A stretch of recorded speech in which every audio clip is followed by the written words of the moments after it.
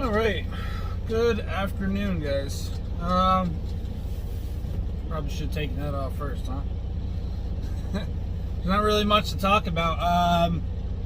I did the other load. I picked it up in Silver Springs on Friday. I left out yesterday night, like I said I was going to, and delivered first thing this morning. I actually stayed at the delivery last night, and I said I was just going to take my chances on it and see what happened, and nothing happened. So I didn't have any issue. I spent the whole night there. Woke up about 6:30 this morning, went in, checked in, and actually it was like 6:15 that I got up. The guy came out at 6:30 and said, you can go ahead and go check in. So that's exactly what I did. Went, checked in, got done. I mean, I was out of there by 7:15, something like that. I ended up, I wish I came here right away, but I ended up deadheading on personal conveyance because I didn't want to start the clock too early, get here, and then have to actually wait until my appointment. I picked up a load of pallets here, brand new pallets, going back home to Liverpool, which is right there in the Syracuse area. So I'm probably going to go home for the night. I'm going to be home tonight as well. I'm going to be there at 8 o'clock. That means I can start at 6 o'clock in the morning with a 10-hour break, and I can start delivering at 8 o'clock, but I have an open window tomorrow until 2 p.m. So I'm pretty much going to go home, leave the house at 7, come out for the delivery. Just makes sense, right? This load isn't paying exactly what I want it to pay. The deadhead was like 30-something miles, and then the loaded's 327 miles. It's still not paying terrible, but leaving Massachusetts, going back over to central New York, we're still doing okay. It's 800 miles on 327. $800 on 327 miles. So we'll get it done. And it's like 10 minutes from the truck stop that I park at. So that's it. I guess I'll do a little road footage and then maybe finish the video off tomorrow morning. Let you guys, I'll give you a quick show of what it looks like with the pallets in the back of the trailer. Obviously, for the drivers that do this stuff, I already know what it looks like, but getting really bald on this side, huh? Alright, I'm out of here. What's going on, guys? Today is Tuesday the 19th. Kind of forgot to, I was going to do some road footage yesterday because it was going to be such a short video, but I'm just going to tie this in to the beginning of yesterday's video, and we'll just kind of make it a two-part video, I guess. So I just got done unloading the pallets for Convoy. I ended up going over here. There's a big, huge sign that says in 700 PCA. feet, turn left on Morgan Road, CR 47. Huge sign that says PCA, which is the company I was delivering to. And so I went over there, checked in. The guy starts signing the paperwork, and he was like, "You just need me to sign?" I was like, and he just starts signing. I was like, "Well, I guess you could sign before you unload it, so it doesn't matter to me." He was like, "Oh, you're a live unload? Oh, you don't come here. You're at the wrong building. Maybe you should have checked that before you went ahead and did something." It is what it is. What does this thing got me doing?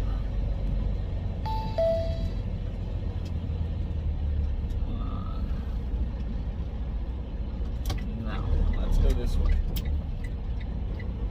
That makes a lot more sense. So, anyway, we unloaded the pallets, I don't know, maybe an hour ago. A little over an hour ago. I sat there for a little bit. I blew the trailer out. I've been waiting on Coyote. Coyote has been a pain in my ass, is what they've been.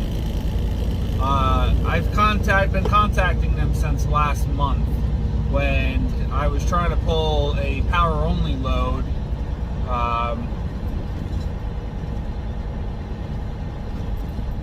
No, it wasn't last month. It was last week.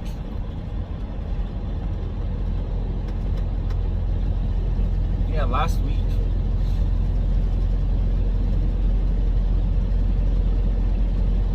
Yeah, what am I thinking? It was just before I got this trailer. In a half mile, turn left on. I tried pulling the power only load, and they didn't have me set up in the system, and the guy was going to get me set up in the system, and I was like, okay. So and then I called back a week later. I was like, I'm ready to pull this load, and he was like, that load requires you to drop the trailer for so many days. And I was like, I ain't doing that. I said, but I'm still not set up in the system. And then he was like, all right, let me see if I can take care of that. So I was like, okay. And then I went to go book this load this morning, and I still wasn't set up. So for the past hour or so, I've been waiting to... He actually took the load off the board for me, or did whatever he had to do to make it so that the load would be still ready when I was approved. He was like, you shouldn't have any issues. He was like, you have all your information's in here, all your insurance information's in here. We just have to get compliance to approve you. So basically just been waiting on their compliance department. So an hour later, hour and a half later, he finally called me back, which I just got off the phone with him, and everything was clear. He sent me the rate con, and I just got to find out what I need to do about signing it and sending it back over to them. They want you to sign it and then email or fax it over. And I don't really have access to a fax machine, so I gotta figure out, find out what we gotta do about that. But I'm gonna get over here and get this load picked up for right now, and then I'll call him in a minute and see what he wants me to do. This load we're 11 miles from it right now. We're about 13 miles, 16 miles the other way. So it's plastic lids, 10,000 pounds, going 300 miles, paying me $1,500. I'll take it all day long. All day, every day. 8 o'clock tomorrow morning appointment. I've read some of the reviews on Google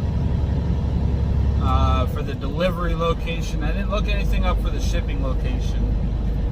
Probably should have did that while I was sitting there waiting.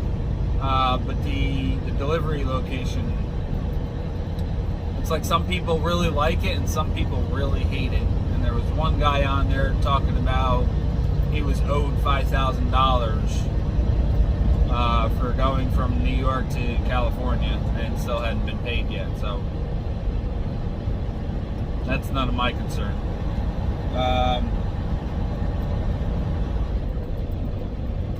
So that's it. We'll go get over here and get the load picked up, and if I can, I'll show you guys a quick picture of quick shot of what the load looks like. We are picking up over here in Salve, New York, something like that. It's over here by the New York Fairgrounds outside of Syracuse, New York State Fairgrounds. All right, we'll see you over there. All right, so we're here at the delivery. I'm gonna put my gloves on real quick. Grab this strap. We're already loaded up. I was here for, I don't know, I've probably been here for a total of 10 minutes.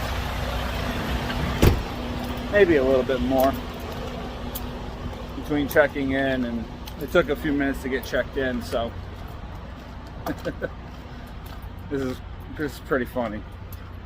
Like I said, we're making $1,500 on this load for 300 miles,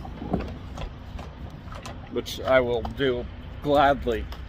all day long. There's 4 pallets. 4 pallets.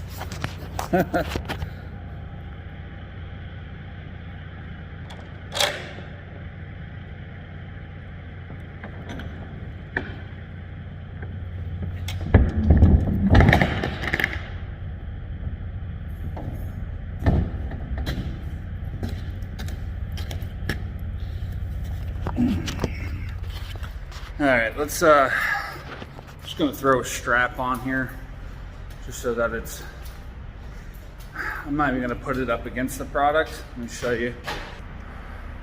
So our location is here, but these boxes, I mean, I don't wanna crush anything.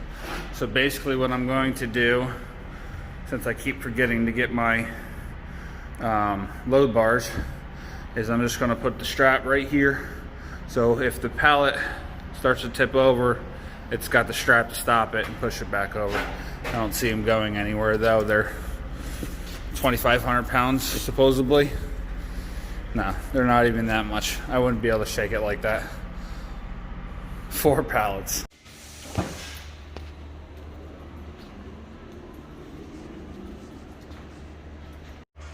There we go. All in great shape, just as they were. All right, so I guess let's see if I can recap what's happened since the last clip. We loaded up those 4 pallets of yogurt lids, is what it was. Made the delivery the next morning. Very tight dock. It was kind of a pain in the ass. I slept at the Pride truck stop up in Massachusetts at the top of 291 there. 291 and 90. I don't remember the town name. It's paid parking, but there's always plenty of parking spots there. So that's where we ended up crashing for the night. Got up early the next morning. Went in for the delivery. That was 7 o'clock in the morning, 8 o'clock in the morning, something like that.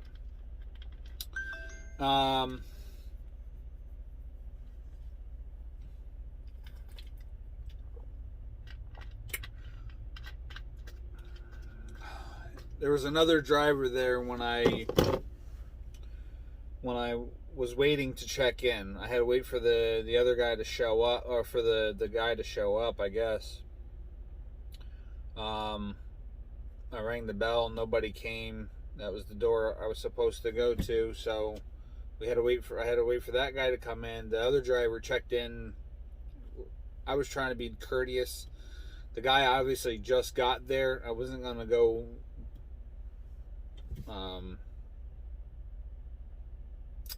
the word's on the tip of my tongue. I wasn't gonna rush the guy. Bum rush? Is that the right word? Either way, I wasn't gonna rush up on the guy as soon as he walks in the door. That guy did. The guy literally walked in the door. The driver walked up the stairs, tried to open the door, and rang the doorbell for him. I mean, business is business, but I just don't see it that way. Let the guy get into the office before you go jumping down his back. There was like 4 different companies inside this building. You might be able to catch that a little bit at the end of the last clip.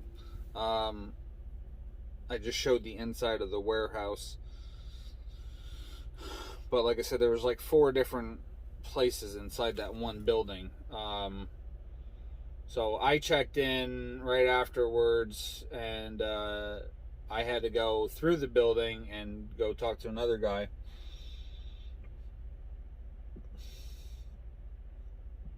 So I went and got that guy. The guy told me, he said, after this guy backs in, back in right next to him. So I did exactly that. Backed in right next to him, extremely tight area. I mean, it was extremely tight. Popped it right in there, no problems. This guy was getting loaded I backed in next to. It was tight to the point where he couldn't pull out with me sitting there. So I go back inside to find the guy that said, come back in, let me know when you're back in, I'll be right here. Never seen him again. Literally never seen him again. Ended up bumping in. Somebody else ended up coming out and unloading me. But the other guy was loaded, completely loaded, in the amount of time that I had to wait for the other guy to show up. So I had to go outside, go circle around the parking lot again, so that guy could pull out so that I could back in. I didn't have to. I just didn't want to hold the driver up because I didn't know how long it was going to take for these idiots to come to my truck. Again, $5 a mile for 4 pallets. I wasn't in any rush. I didn't really bother me. I got a little annoyed, but it didn't really bother me as far as the time wise went. I mean, I made plenty of money on the load. So after that, I ended up grabbing a JB Hunt load. It was a pretty crappy load. The load I ended up getting it for $600. But when it came down to it, it really wasn't a very big run. I took it from the 4 pallets delivered in Leominster, Massachusetts. JB Hunt load picked up in Auburn, Mass, which was a 27-mile deadhead, and it delivered to New York Mills, New York, which was 226 miles. And the load paid $600, which is $265 a mile loaded and $237 a mile after deadhead. So I could have possibly gotten them for more, but I was expecting to get something better out of the Syracuse area, which ended up not happening. But it was another $600 to add into the pie. I was kind of trying to work my way to being home for the weekend, but that didn't really pan out. So the other problem I'm running into, and I don't think I mentioned this earlier, is when I first signed up with Uber, I gave them the original bank account. And the whole reason I had such a hard time getting out the door and getting started with my authority was waiting on IFTA stickers. But most of that was due to the IRS giving me the wrong information about my EIN number. When I started all the processes of everything, I went to the bank and I opened up a bank account with that EIN number that I had, that I was working with originally before I started my LLC. So when I changed the EIN number, I had to change the bank account because for some stupid reason my bank couldn't just change the EIN number. They had to completely open a brand new account.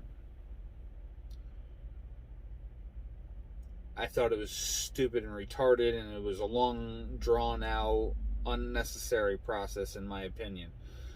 But it could be something to do related with the business accounts, and I don't know. Nonetheless, we had to switch the bank account. Because I had Uber through F2F, it was a whole cluster mess to begin with. Just trying to set my account up with Uber. And because Uber has everything interlocked, integrated with one another, and it's good in some aspects, but other aspects it's just stupid. You can't get anybody on the phone. The people you do get on the phone are overseas and are reading prompts, and they don't know what the hell they're doing. The general aspect of it is whatever's coming through on the board and being sent out and stuff like that. People that you're dealing with, to actually just dealing with the loads, they're good. I don't mind. That's great. That's all great. But when you try to get something fixed, it's like Convoy. Convoy's great until you got a problem and you got to call them, and then you have to try to understand. I mean, they're speaking our language. That just, you now have to focus in and try to understand the dialect, and then not the accent. But, I mean, they're saying the words properly. You just can't understand what the words are. So Uber's cut off right now until I've already sent them numerous emails. I've already sent in my direct deposit form a couple times, and I have yet to. I heard back one time. The first email said, I have pulled this load, this load, this load, and this load. My bank account number on file is no good, is not active. And she replies to me, happy to help. Sends me 4 separate emails for each load number that I did. This load was paid out this day. This load was paid out this day. This load is set up to pay out this day, and this load is set up to pay out this day.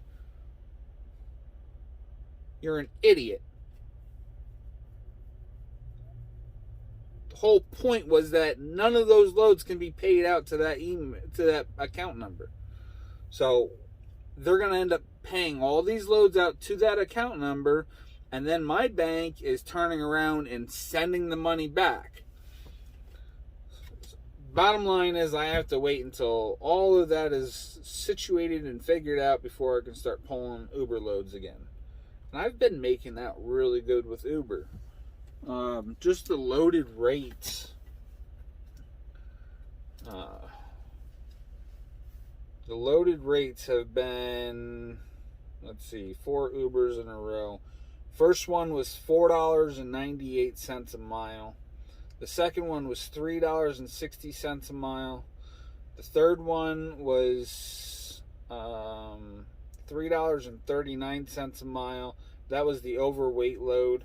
And then the last one was $3.77 a mile. I made out really good with them. Even with the deadhead, the total miles, I made same order: 348, 241, 208, and 341. And the 208, that was with a 197 mile deadhead.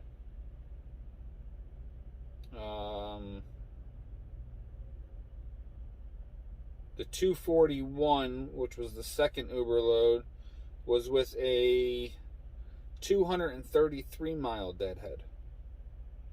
And then the first one and the last one wasn't too bad. The first one was 96 mile deadhead. The last one is 49 mile deadhead.